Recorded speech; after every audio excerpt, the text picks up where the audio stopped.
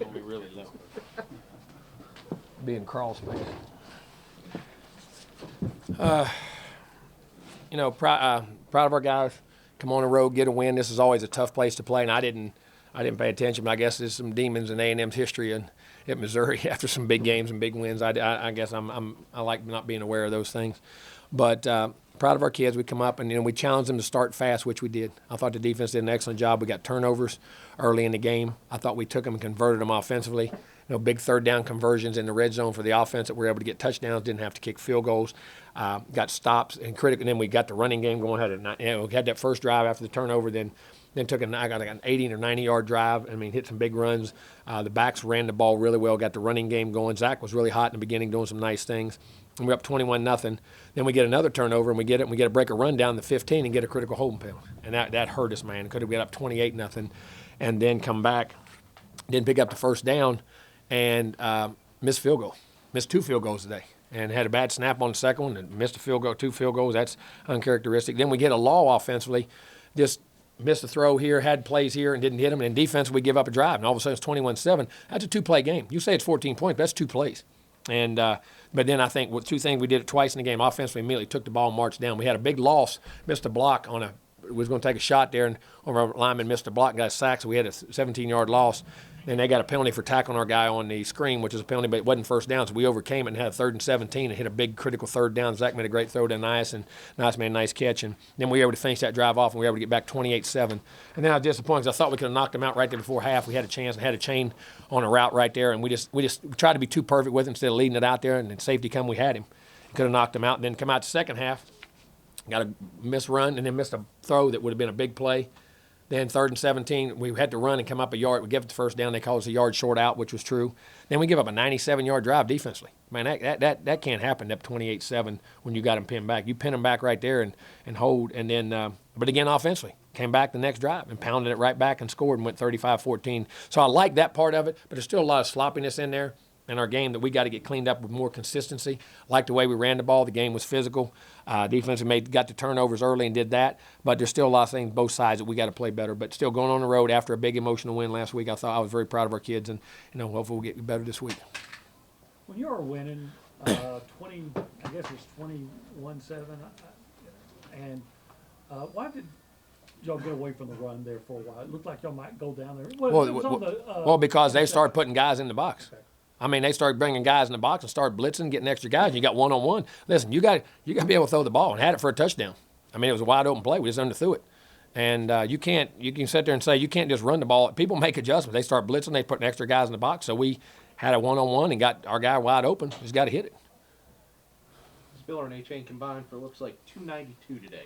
Yeah. So I was hoping you'd talk a little bit about their performance. They did a good job. They ran the ball well, and I said there's still some more out there I think they can get. We could have got them in the passing game a little more, too. We had them both in the passing game on some things that really would have been good. Those are the things we got to be able to do. We got to have balance. But they ran hard and did a good job. Our line, tight ends, and our receivers blocked well.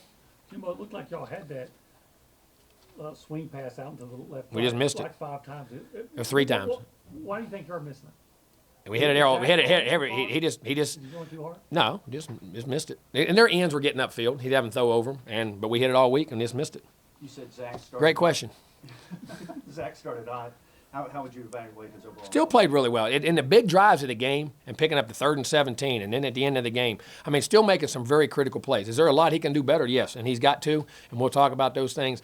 But he's still making some really third down throws in the red zone early. He got those on those drives that we had to come back when it was 21-7 and 28-14. He hit a 3rd down 17 play in there. He's still making a lot of plays. He's still progressing. I thought he played a solid game, but he could still a lot more he can do.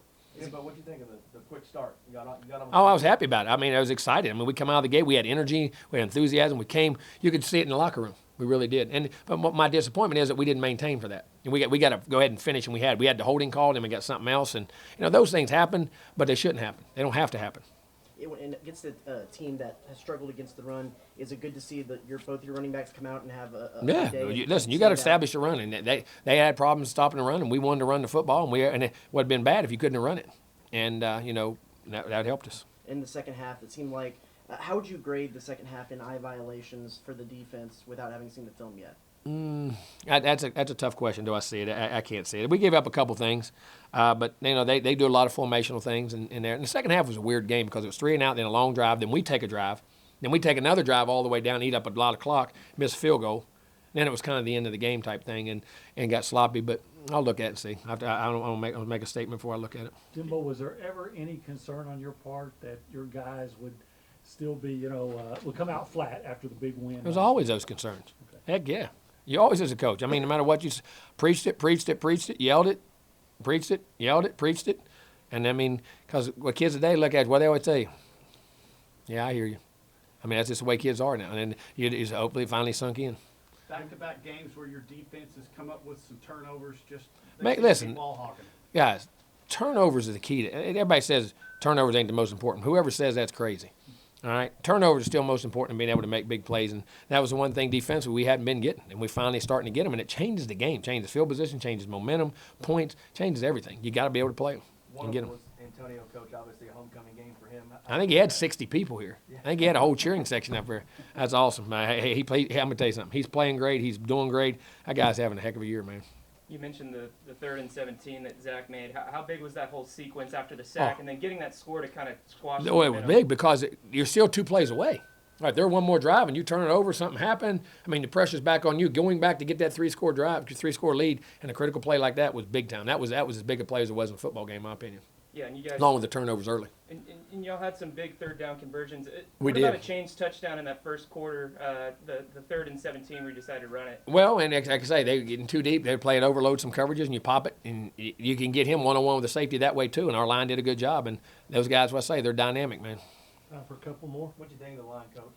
Thought they played really well for the most part. There's a couple things. We give up that protection on that.